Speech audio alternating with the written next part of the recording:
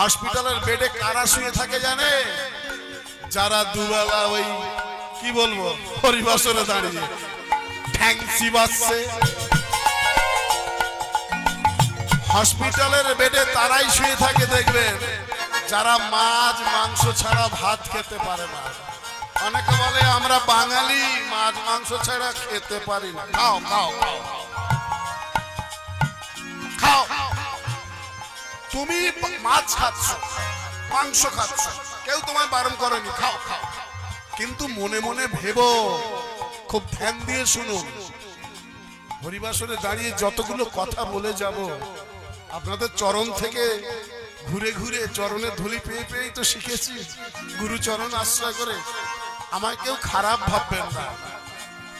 বলবো বলবো তুমি মাছ মাংস খাচ্ছ, খাও, কিন্তু যখন ওই মাছটাকে কাটছো, মুরগির মাংস খাচ্ছ,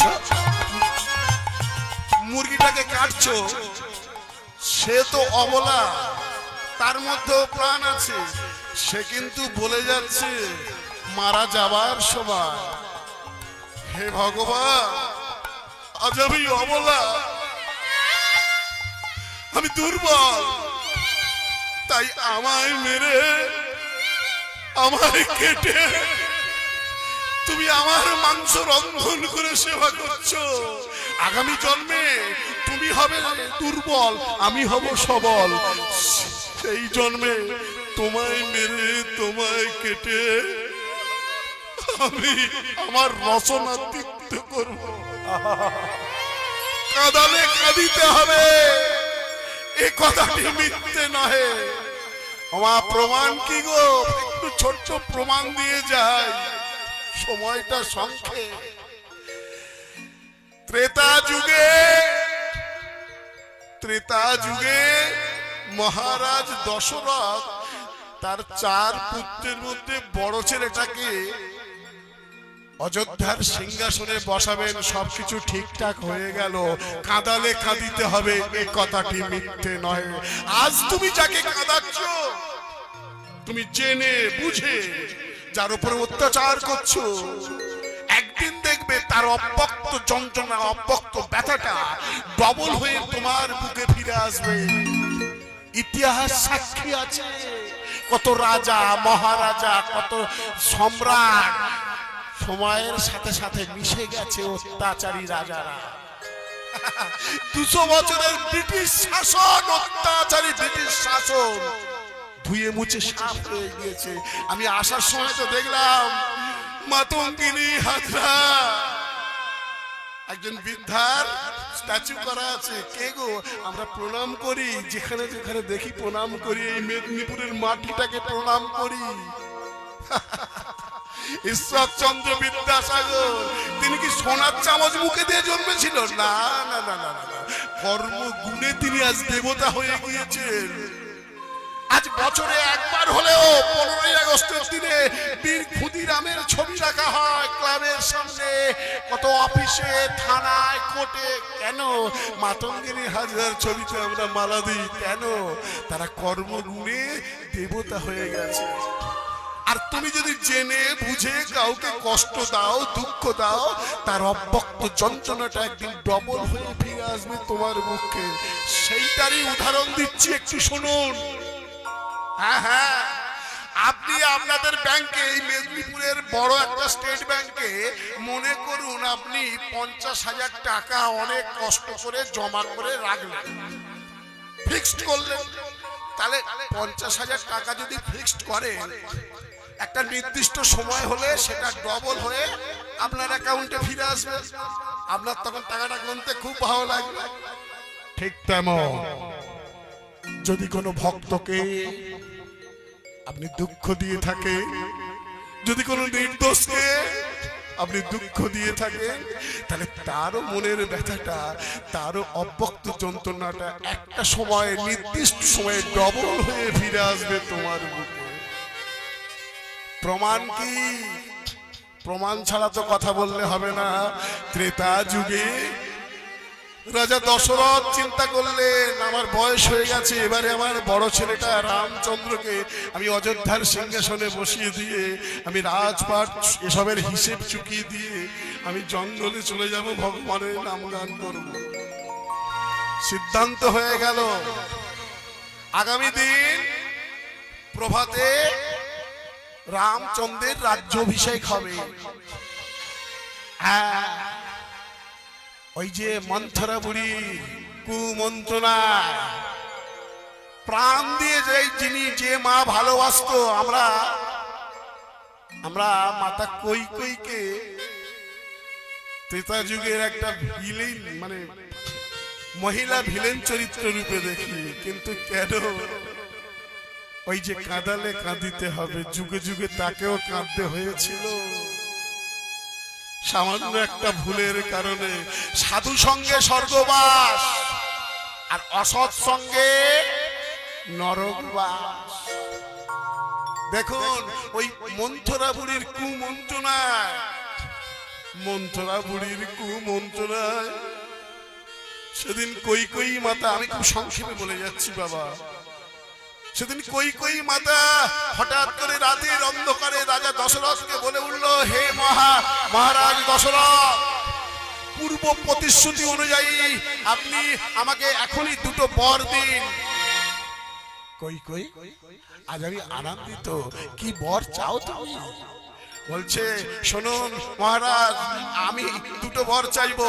এক বরে আমার ভরত হবে এই অযোধ্যার রাজা, আর দ্বিতীয় বরে রামচন্দ্রের হবে 14 বছরের জন্য বনবাস। চমকে উঠল দশরথ মহারাজ। কৈকেয়ী, যে পুত্র রামচন্দ্রকে তুমি এত ভালোবাসো তার যেন পুত্র স্নেহ কম না হয়, তার জন্য নিজের পুত্র ভরতকে মামার বাড়িতে রেখে আসছো, আর সেই পুত্র সিংহাসনে বসবে আর তুমি এমন বাধা দিচ্ছ। কোনো কথা শুনলো না, আমায় দুটো বর দিতে হবে।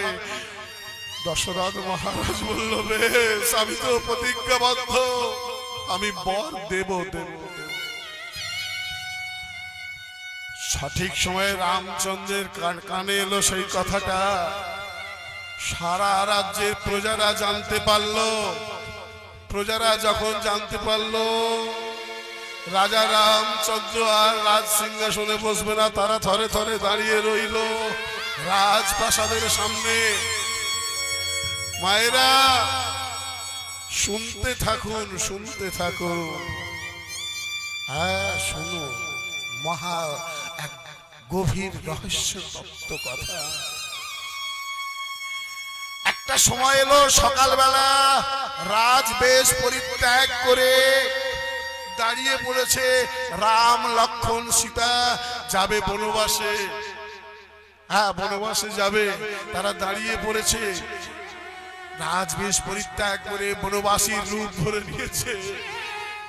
কৌশল্যা মাতা এক গ্লাস গরম দুধ এনেছে, বলল, বাবা রামচন্দ্র 14 বছর বনবাসে থাকবি, কি খাবি কি না খাবি জানি না বাবা, আয় বাবা, আমি তোকে নিজের হাতে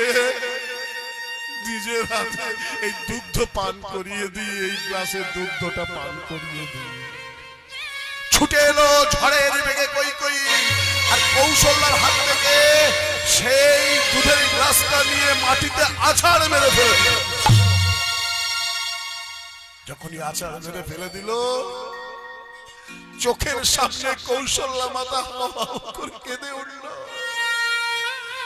কৌশল্যা মাতা বলে উঠল, কৈকেয়ী,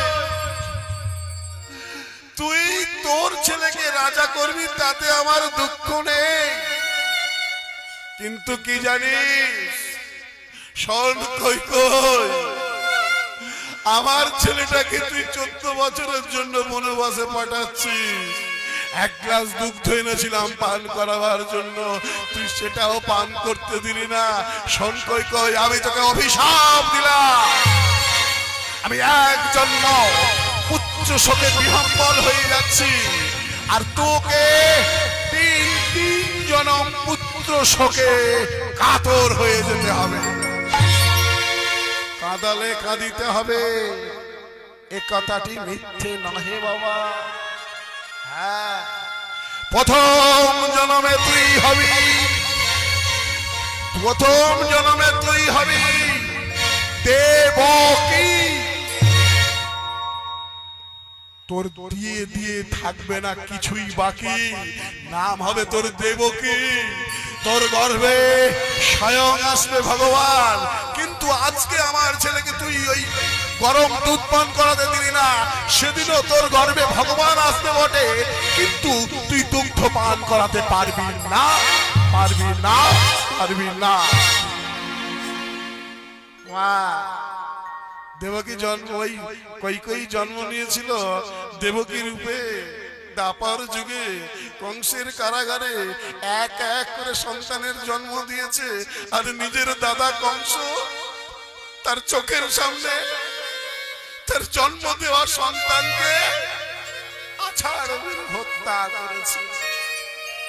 কোন মা যদি জীবিত থাকে, আর মা জীবিত থাকা অবস্থায় যদি কোনো সন্তান মারা যায়, তাহলে সেই মা জানে পুত্র হারার কি জ্বালা। কৃষ্ণচন্দ্র জন্ম নিয়েছিল কৃষ্ণাষ্টমী বলে না, অষ্টমী তিথিতে রাতের অন্ধকারে জন্ম নিয়েছিল। কেন? কারণ দিনের বেলা জন্ম নিলেই তো কংস মামার প্রহরীরা খবর পেয়ে যাবে, আবার বড় বিপদ। তাই রাতের অন্ধকারে জন্ম নিল। চন্দ্রদেব বলল, আমি আছি তোমার পাশে, কিন্তু আমাকে সঙ্গে রেখে। বলল, বেশ, আমার নাম থাকবে কৃষ্ণচন্দ্র। কিন্তু দ্রৌপদী মা, কিন্তু আমার সেই দেবকী মা, দেবকী মা কি করেছিল? নিজের সন্তানকে স্তন্যপান করাতে পেরেছিল? পারেনি। কৃষ্ণচন্দ্রকে নিয়ে চলে গিয়েছিল রেখে আসার জন্য অজানা কোন গৃহে, যেখানে কংসের নজর পড়বে না, নন্দালয়ে। কিন্তু ওই মাতৃস্তনের দুগ্ধ ওই জেলে কুঠিরে টপ টপ করে পড়ে যাচ্ছে, পিঁপড়ে এসে খাচ্ছে। দেবকী মা কেঁদে উঠল, ওরে পিঁপড়েরা, আমার সন্তান কখন যে চলে গেল আমার কাছ থেকে জানতে পারলাম না। আমার স্তনদুগ্ধ আজ মাটিতে পড়ে যাচ্ছে, তোরা পান করছিস। দৈববাণী হলো, মা ভুলে গেলে কাঁদালে কাঁদিতে হবে মা। তবে কথা দিলাম মা, তোমার স্তনদুগ্ধ যেমন মাটিতে পড়ে গেল, আমি পেলাম না, পিঁপড়েরা পাচ্ছে। আমি কথা দিলাম, আগত কলিযুগে ওই মাটির পাত্রে তৈরি করা পাত্রেতে আমাকে প্রসাদ দিলে তবেই আমি সেবা করব। তাই গৌর নিতাইয়ের প্রসাদ যে মালসা ভোগ হয়, দেখবেন মাটির মালসা মাটির থালায় দিতে হয়।